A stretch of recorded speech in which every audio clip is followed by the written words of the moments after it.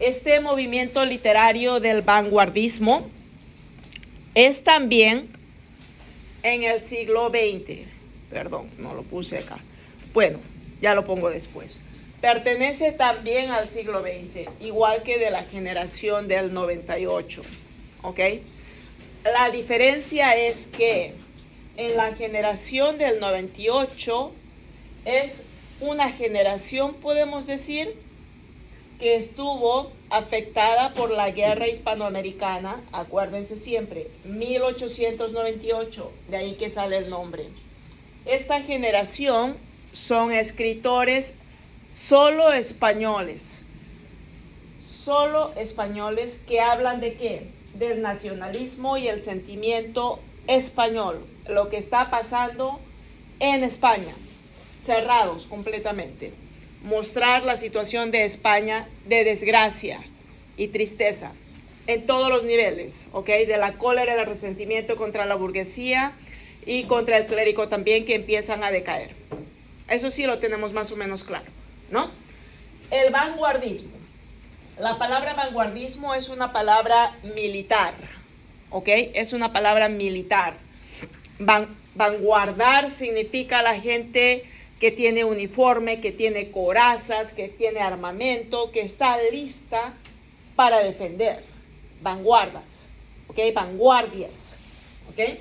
Este vanguardismo muestra ese carácter de rebelión, de rebeldía. Salimos ya de España, vamos a ver en el vanguardismo escritores de diferentes países, ¿ok?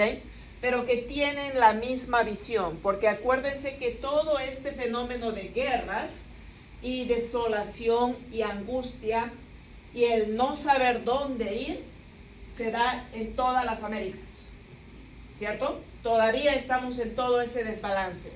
Ahora, ¿qué es lo que hace el escritor del vanguardismo? Renueva la literatura, ¿ok?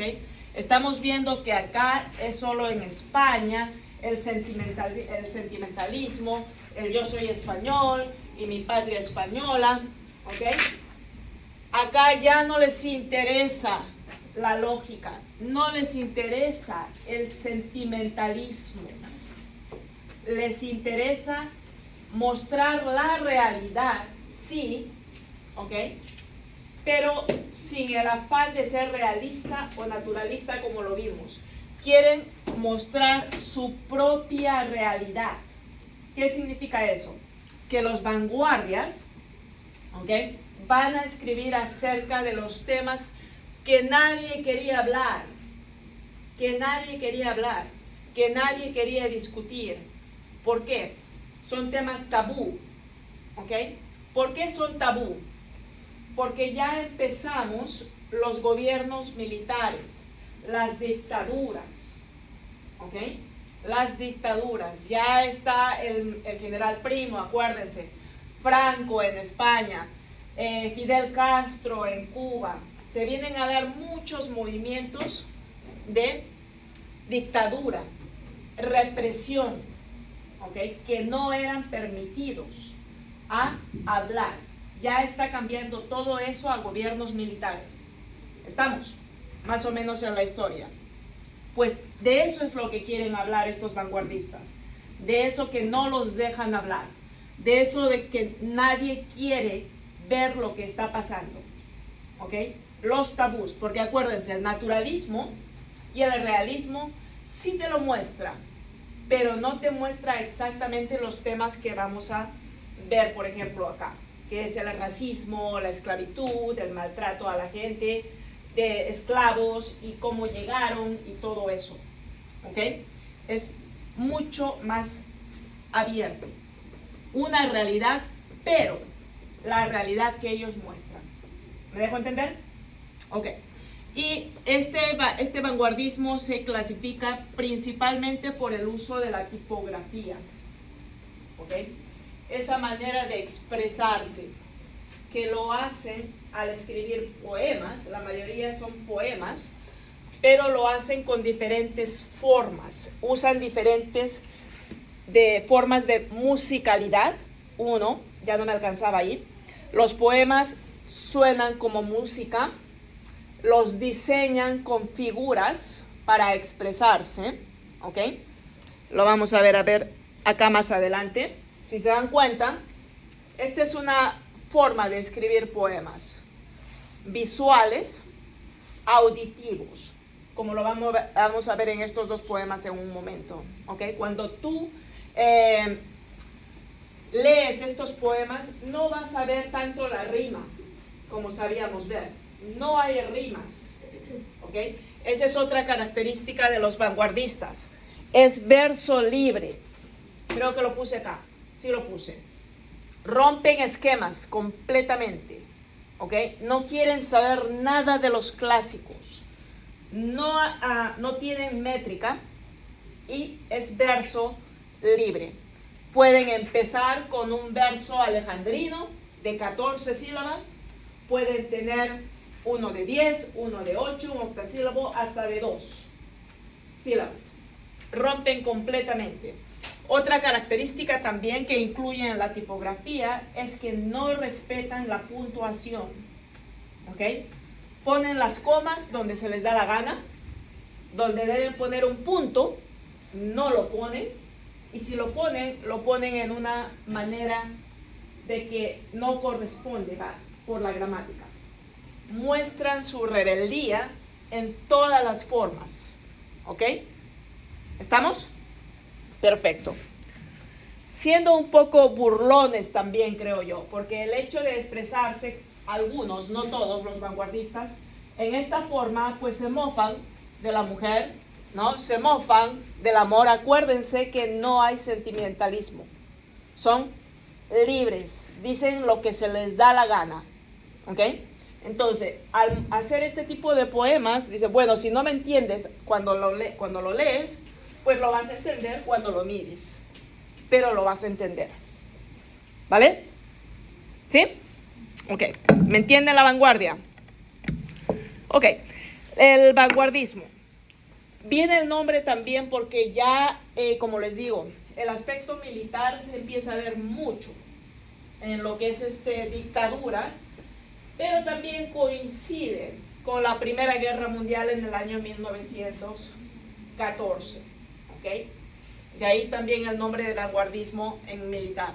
Esa es la primera causa, podemos decir, la primera razón del nacimiento de estos vanguardistas. La Primera Guerra Mundial que se inicia en el 1914 y, como todos sabemos por historia, dura casi 4 años y medio, hasta el año 1918. Las guerras en Europa, ¿no? Alemania ya empieza a hacer bulla, ¿verdad? Quiere tomar el poder con los ingleses, ya se van viendo los rumores. ¿Por qué? Porque se viene la Segunda Guerra Mundial, ¿cierto? Otro aspecto que influye también y afecta a los Estados Unidos es la caída de la bolsa de valores, de Wall Street. Eso afecta económicamente a Estados Unidos, ¿no es cierto? En el medio de las dos guerras vemos la caída de la bolsa de valores. Entonces, el gran gigante de Estados Unidos, ya casi una potencia, se ve que vuelve a caer económicamente, ¿ok? Y como les digo, en el medio, la Primera Guerra Mundial, la Segunda Guerra Mundial, en el medio cae la bolsa de valores. Todo eso influye en el aspecto político, el contexto histórico del vanguardismo. Empezamos con la primera obra que vamos a ver hoy. Un poema muy simple, como les he dicho. No les interesa a ellos que entiendan los de la burguesía. Quieren que lo entiendan todo. Por supuesto que los de la burguesía son más cultos, lógicamente que van a utilizar esto, pero cuando una persona, ellos imaginan, si un hombre culto, unos de la burguesía o del clero, van a leer nuestros poemas, se van a ofender, porque estamos hablando de temas que son tabú, 1. 2, la ortografía, ¿ok? Y la puntuación es terrible. Entonces esa es la forma de rebeldía que ellos dan, ¿ok? Y la otra forma es, Si no me vas a leer, si no me vas a entender, te lo pongo en dibujos, pero sí me vas a entender. ¿Se dan cuenta? Esa es la filosofía del vanguardista. Pues tenemos al primer escritor de poemas, Nicolás Guillén, cubano de nacimiento, nació en Camagüey en 1902 hasta 1989. Él estudió Derecho. Bueno, no terminó de estudiar Derecho, según dice la historia, ¿ok? Estaba estudiando Derecho, pero su padre falleció, tuvo que retirarse, la universidad era privada, y se dedicó a trabajar como periodista. De ahí es donde le nace el interés por la escritura, por decir lo que está pasando, porque como periodista tú estás en las calles y estás viendo todo lo que ocurre. Ahora, este hombre es mestizo. Bueno, no se puede decir mestizo, no es la palabra, ¿no? Hasta ahora yo creo que hay tabús, hay tabús, porque yo tampoco no me siento muy cómoda cuando lo hablo eso acá en Estados Unidos, principalmente, ¿no? Él es hijo de español y mujer negra, ¿ok? Entonces eso no es mestizo, es otro nombre. Pero él nos cuenta su experiencia, ¿ok? El poema que vamos a ver hoy es Poesía Negra, ¿ok? Este autor, solo son dos, Oscar. Ok. Este autor es la máxima representación de la poesía negra. Nos muestra cómo llegaron la gente negra, cómo se dio el proceso de la esclavitud, ¿ok? Cómo fue su trato, cómo fue sus vivencias, por lo que él pudo ver de su abuelo, ¿ok? Por el otro lado, su abuelo blanco, que pues decimos entre comillas, porque mucha gente piensa que en Cuba todos son negros, y no es así. Hay zonas en Cuba que fueron invadidas ¿por quién? ¿Quién se acuerda? Por los ingleses. Entonces hay gente muy blanca ahí, ¿ok? Y entonces él nos cuenta la historia vivida de sus dos abuelos, su abuelo negro y su abuelo blanco. Una historia real. Esto sí es una historia real. Fue revolucionario político también porque ustedes saben que, nuevamente lo menciono, el aspecto militar ya se está dando en varios sitios y en Cuba con Fidel Castro. ¿Y él es qué? ¿De qué rama? Comunista. Comunista. Ganó el premio Lenin de la Paz en Cuba por sus escritos. Perfecto. ¿Qué es la poesía negra? ¿Qué es lo que trata de explicar Nicolás Guillén? Expresa la situación de la comunidad negra en el Caribe, no solamente en Cuba, y cómo se llegaron a integrar en la sociedad, ¿ok? Al momento de escribir su poesía, trata de expresarlo con musicalidad, con ritmo, porque eso es lo que implica la sangre negra, ¿no? Usa mucho la onomatopeya. Ahí está, me salió. Onomatopeya. Ok. La aliteración en la poesía para reflejar la tradición de la rumba afrocubana. Trata de mostrarnos la identidad de esa raza, de la raza negra, ¿ok? De África, el mestizaje cultural y principalmente la esclavitud. Usa simbolismo, libertad de expresión a través del uso del verso libre, que son las características del vanguardismo, ¿ok? Pero presenta y muestra los tabús que nadie quería hablar en esa época, ¿vale? Es una poesía, ya sabemos, verso libre, es decir, que vamos a ver todo tipo de métrica. Los temas que vemos en este poema, la dualidad del ser, vamos a ver todo, porque nos está mostrando las dos partes de su vida, de su naturaleza. Mi abuelo negro, mi abuelo blanco, cómo se muestra cada uno ante la situación que están viviendo en ese momento en Cuba.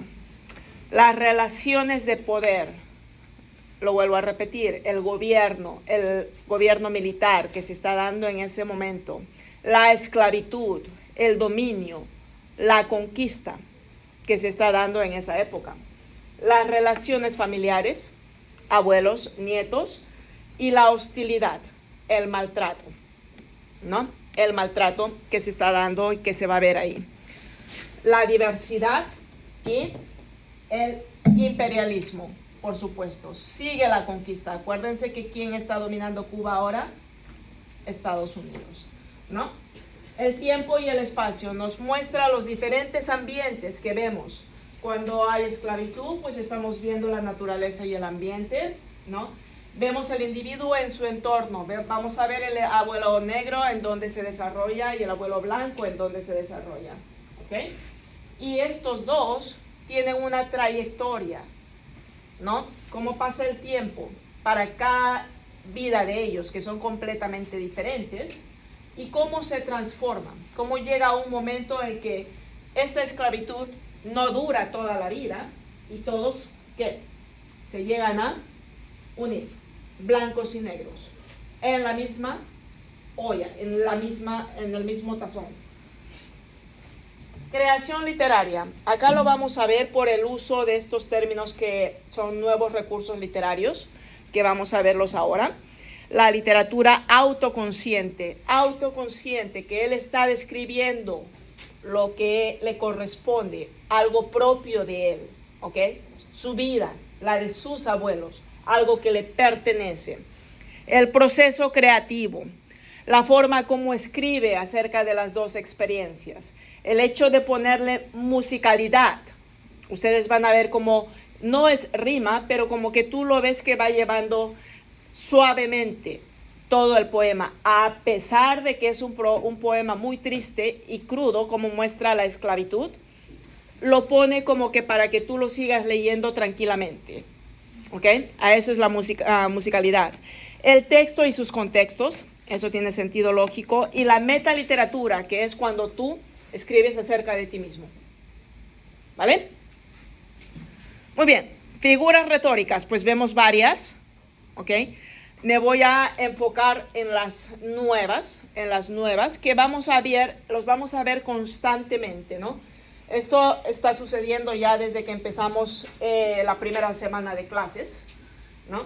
Ya la mayoría de recursos literarios los tenemos en la cabeza, pues los nuevos y va a ser igual. Por repetición los vamos a aprender porque en el vanguardismo tenemos como 6 obras que vamos a ver.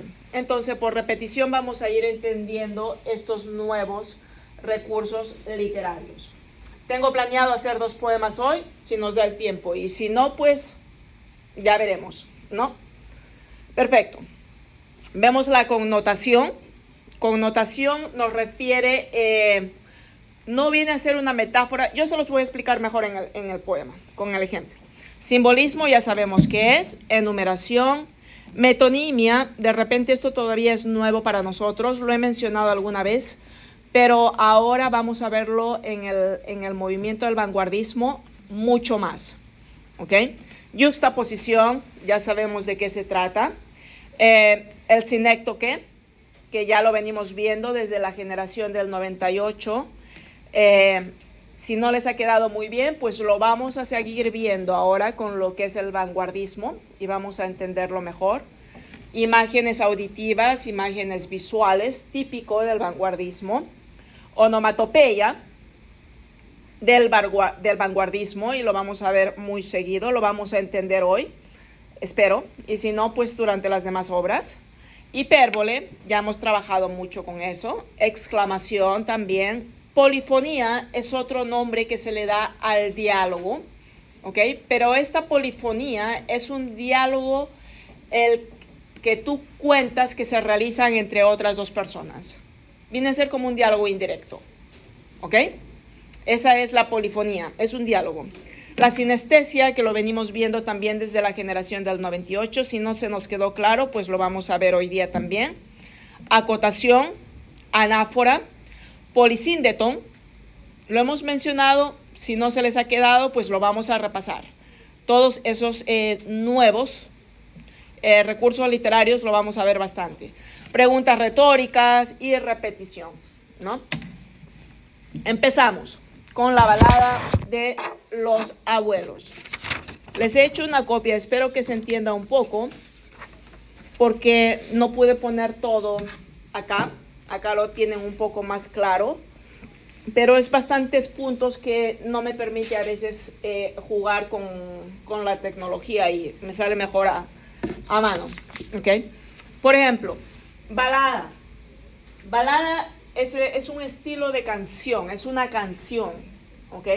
Un estilo de canción, pero es una canción romántica, es una canción lenta, ¿ok?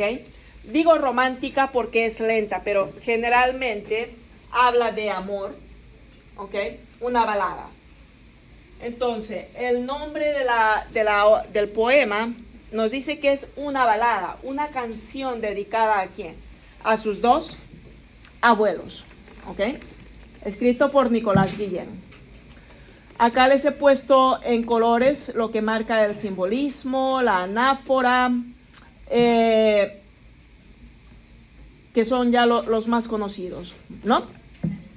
Sombras que solo yo veo, me escoltan mis dos abuelos. Escoltan. Acá viene a ser la connotación. Escoltan viene a ser mis abuelos van delante mío. Siempre están protegiéndome. Esa es una connotación. En vez de decir, están conmigo, ¿verdad? Están a mi lado, o me protegen, son mis ángeles guardianes. Si yo digo ángeles guardianes, también va a ser una connotación que implica ¿qué? Protección, ¿ok? Esa es connotación. Me escoltan mis dos abuelos, pero él es el único que los ve, ¿no? Lanza con punta de hueso, tambor de cuero y madera, mi abuelo negro, está describiendo, ¿no? Gorguera en el cuello ancho, gris armadura guerrera, mi abuelo blanco. Ahí está describiendo a cada uno de ellos. Acá vemos una yuxtaposición. No la marqué, ¿ok? Esta parte de acá está describiendo al abuelo negro y esta parte de acá está describiendo al abuelo blanco. Punta de hueso, una lanza, acuérdense de esa época, pues, ¿no? Como eran las lanzas, eran talladas de hueso, ¿no? Tambor de cuero y madera. Gorguera, gorguera es, ahora no tengo la foto, hubiese puesto una. ¿Han visto de repente a los españoles o a los ingleses también, que usaban unas cosas así blancas como cosita? Esa es la gorguera, ¿ok? Y que viene con cuello ancho blanco también. Pues así lo describe a su abuelo, con una gorguera en el cuello blanco, gris armadura guerrera, militar, ¿ok? Ese era mi abuelo blanco, es una yuxtaposición, ¿cierto? Ok. Seguimos. Pie desnudo, torso pétreo. Acá estamos marcando una sinécdoque. Y esa es la confusión que a veces existe con la sinestesia. También le he puesto la sinestesia. La sinécdoque es cuando se menciona una, como mínimo, una o más partes específicas de algo. ¿Ok? Generalmente el sinécdoque lo usamos cuando describimos partes del cuerpo, en su generalidad. ¿Ok? En un poema generalmente vas a hablar de partes del cuerpo, pero puede ser parte de algo completo. ¿Ok? Del cuerpo estamos hablando del pie desnudo, el torso, el pecho, pétreo, musculoso. ¿Ok? Ese es el sinécdoque. La sinestesia es cuando hablamos de ¿qué? De los sentidos. ¿Estamos? Ok. Muy bien. Entonces describe pie desnudo, torso pétreo, pecho musculoso, los de mi negro, pupilas de vidrio antártico, las de mi blanco. Pupila, ¿saben qué es la parte del ojo? ¿No? De vidrio antártico. ¿Cómo es la Antártica? Fría, áspera. ¿Y cómo es el vidrio? Acá es la comparación que les hice ayer con el cristal. El cristal es muy fino, muy delicado. Acá, ¿qué está hablando? Que es tosco, duro, hiriente y frío. Así es la mirada de su abuelo. África de selvas húmedas y de gordos gongos sordos. Acá viene la famosa onomatopeya. ¿Qué significa exactamente la onomatopeya? Es cuando le ponemos musicalidad al poema con casi las mismas terminaciones, pero como que no hacen exactamente una rima porque tienen diferentes significados. ¿Se entiende? Más o menos. A ver, gordos. Sabemos que es gordo, ¿no? Gordo. Gongos son los tambores, que podrían hacer los bongos ahora, ¿no? Podría ser, no especifica. Y sordos. Cuando tú golpeas esos bongos, esos tambores grandotes, ¿son sordos? ¿Son sordos o no? ¿Alguna vez han escuchado los tambores? Cualquier tipo de tambor, vale. Cualquier tipo de tambor. ¿Son sordos? No, son de mucho ruido. Eso es el efecto de la onomatopeya. ¿Ok? Te está explicando que estos tambores, ¿okay?, que son grandes, en vez de poner tambores, usa gongos, que viene a ser lo mismo, y lo hace para que todo como que vaya conectando. ¿Ok? Y no dice sordos, dice sordos por la bulla que hace, no porque no se pueda oír. ¿Me entienden? Esa es la onomatopeya. Ahora, otra cosa, la onomatopeya al usarse nos da la muestra, ok, como que cuando tú escuchas, está tocando los tambores grandes, gordos, con tanta bulla, uno se imagina de repente un momento alegre, pero no.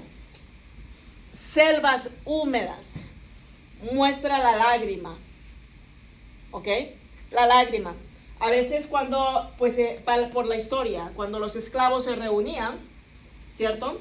Supuestamente en sus momentos libres, pero no eran momentos libres en los que ellos tocaban sus tambores. Lo hacían ¿por qué? Por tristeza, por lamento. Y cuando se ven las fotos, a veces se los ve llorando. ¿Ok? Ese es el significado de la onomatopeya. Es muy fuerte ese recurso literario. Implica muchas cosas. ¿Estamos? Ok. África de selvas húmedas, tristeza, lágrima, y de gordos gongos sordos. Me muero, es el sufrimiento. Dice mi abuelo negro. Agua prieta, agua clara, de caimán es. Verdes mañanas de cocos, en una selva tranquila, de la caída del agua. ¿Quién dice eso? Me canso, estoy aburrido. Dice mi abuelo blanco. ¿Ven la yuxtaposición? Siempre la vamos a ver ahí constantemente entre uno y el otro. Oh velas de amargo viento, amargo, tacto, ¿verdad? Acá tenemos que la sinestesia, ¿ok? Oh velas de amargo viento, galeón ardiendo de oro, metáfora. Me muero, dice mi abuelo negro, ¿ok? O costas de cuello virgen, enganadas de abalorios. Mientras el abuelo está, se ve amargo viento, a la intemperie, en el campo. Siente el viento, pero no lo siente como refrescante, no lo siente por placer, por alegría, lo siente amargo porque está trabajando, es esclavo. Galeón ardiendo de oro. Me muero, dice el abuelo blanco. Por otro lado, ¿dónde está el abuelo negro, perdón? ¿Dónde está el abuelo blanco? costas de cuello virgen. Nos imaginamos de repente el Caribe, ¿no? Porque es Cuba. Enganadas de abalorios. Playas llenas de riqueza marina, abalorios, las conchas y todo eso. Me canso, sigo aburrido. Dice el abuelo, blanco. El otro lado.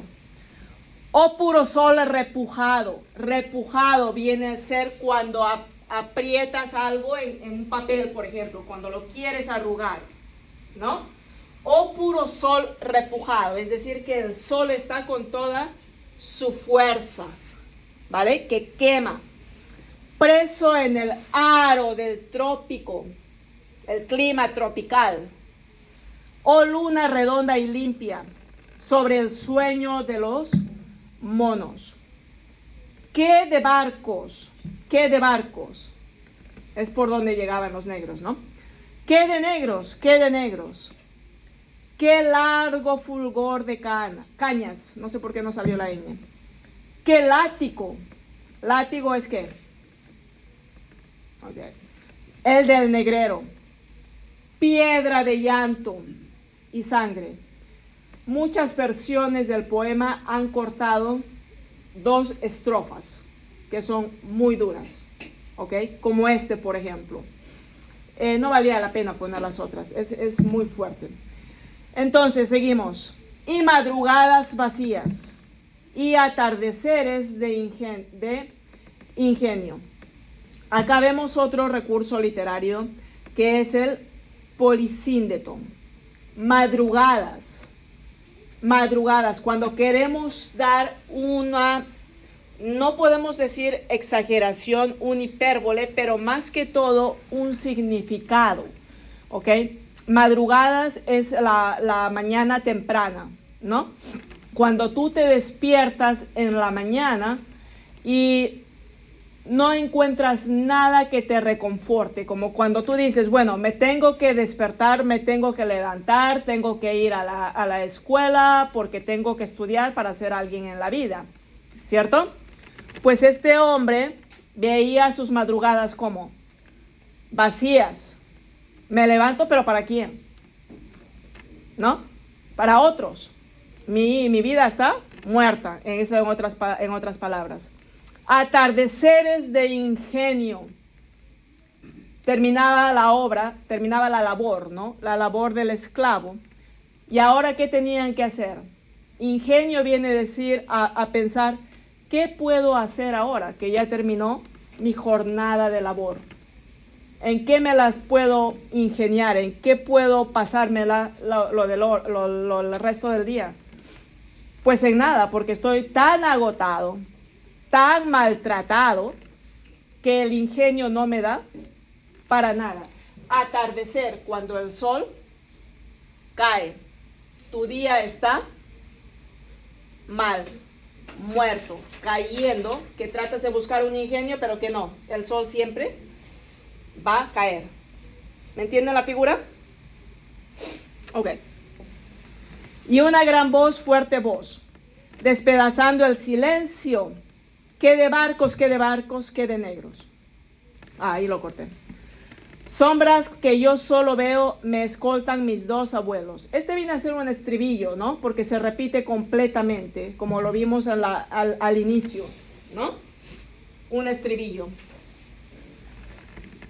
Don Federico me grita y Taita Facundo calla. Acá le pongo identidad porque ya nos está diciendo los nombres de los 2 abuelos. Los 2 en la noche sueñan. ¿Por qué no salió la ñ? Los 2 en la noche sueñan, cada una en su mundo, ¿no? Y andan. Pero en mi mente, ¿yo qué hago? Los junto. Federico, Facundo, los 2 se abrazan, todo en su mente, ¿no? Los 2 suspiran por sus vidas. Los 2, las fuertes cabezas alzan. No importa la situación en que están. Uno es esclavo y el otro es un militar. Los 2 siempre caminan con la frente en alto, con la cara en alto, sin ninguna vergüenza. ¿Dónde estoy? los dos del mismo tamaño. No es que acá no se refiere a que uno es más alto que el otro. No, para mí los dos que valen lo mismo. No me importa que mi abuelo sea esclavo y no me importa que mi abuelo sea militar. Los dos para mí son del mismo tamaño. Bajo las estrellas altas, bajo el cielo, ¿no? Los dos del mismo tamaño, ansia negra y ansia blanca. Los dos del mismo tamaño, gritan, sueñan, lloran, cantan. Acá nos da la unificación. Los dos son seres humanos. Los dos, ¿ok? Los dos pueden gritar, cada uno por su manera de vivir. Los dos sueñan. Uno que para cansado y aburrido y el otro que sueña en la libertad. Los dos lloran y los dos cantan. Los dos son seres humanos, son iguales para mí. Sueñan, lloran, cantan. Lloran, cantan, cantan. Esa es como cierra el poema. Para mí, mis dos abuelos es lo mismo. Los quiero. ¿Vale? Perfecto. ¿Nos da tiempo? Yo creo que sí. Porque esta es la tarea. Ay, ahí sí se despiertan. Ahí sí les veo a todos la cara. Ahí sí les veo a todos la cara. Este poema es muy interesante. Muy interesante. Interesantísimo, ¿no? Es la rebelde feminista del siglo XX. La escritora, la autora más popular, más reconocida del siglo XX cuando hablamos de feminismo.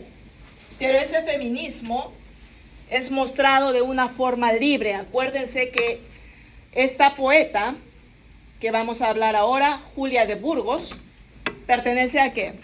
Al vanguardismo. Y va a hacer lo mismo, hablar claro, libre de expresión, porque a pesar de que ya estamos en el siglo XX, la mujer seguía siendo menospreciada, la mujer seguía siendo utilizada, seguía siendo la segunda, la tercera o la última en importancia, ¿ok? Y ahora ella quiere hablar y decirlo todo de una manera realista, pero vanguardista, con rebeldía, con cólera, con ira. ¿Ok? ¿Les interesa? Sí, ¿no? Vale. Empezamos con Julia de Burgos. Es el nombre de ella. Puertorriqueña, como les digo, los vanguardistas ya no son netamente españoles. Es de todo lado, ¿no? Vemos a Nicolás Guillén, Cuba, hecho ya de Estados Unidos. ¿Quién más tomó Estados Unidos? Puerto Rico, ¿ok? Todo tiene una relación con el contexto histórico, si ustedes se dan cuenta. Pues ella nació en plena Primera Guerra Mundial, en el año 1914. Murió muy joven, una vida muy trágica, y de ahí que los poemas feministas, ¿ok? Muy mala suerte en el amor tuvo. Profesora, maestra de profesión y dedicada a escribir poemas por la vida tan triste que ella tuvo desde los 17 años. Sufrió por amor, casada 2 veces y le fue muy mal. No llegó a tener hijos, digo yo, felizmente, ¿no? Ok. Conocida por la literatura feminista del siglo XX.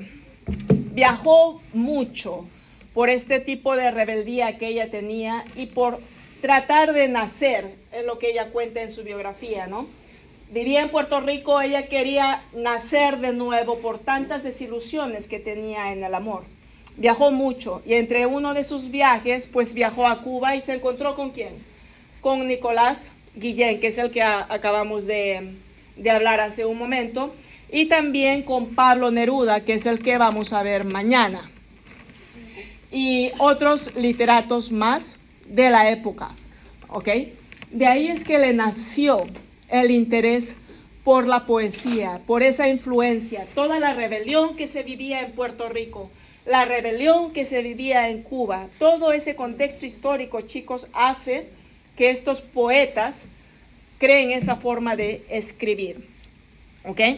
Al final, pues en uno de sus viajes es donde visita Estados Unidos y es donde tiene una muerte muy triste, muy trágica.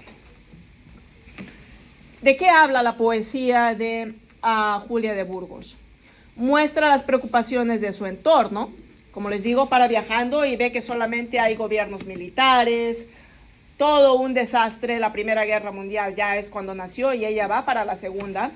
Busca romper las reglas de la sociedad, mostrar su rebeldía como mujer. Como buena vanguardista, su poesía no tiene métrica, ¿ok? Sí vemos que escribe en versos alejandrinos, que hace un arte mayor, porque es 14. Le da un poquito de perfección a su literatura, pero solo un poquito, porque vamos a ver que de repente es un verso. Y de ahí otra vez empieza todo el relajo, todo el desorden, ¿ok? Su poesía feminista cuestiona roles de género y especialmente del sistema patriarcal. Pone a la mujer en primer plano, defiende los derechos sociopolíticos de la mujer. ¿Y qué es lo que ella persigue? Que la mujer sea independiente, que ya no esté oprimida por el hombre, por el marido, ¿ok? Por el esposo. Sabemos que es una poesía, ese es el género.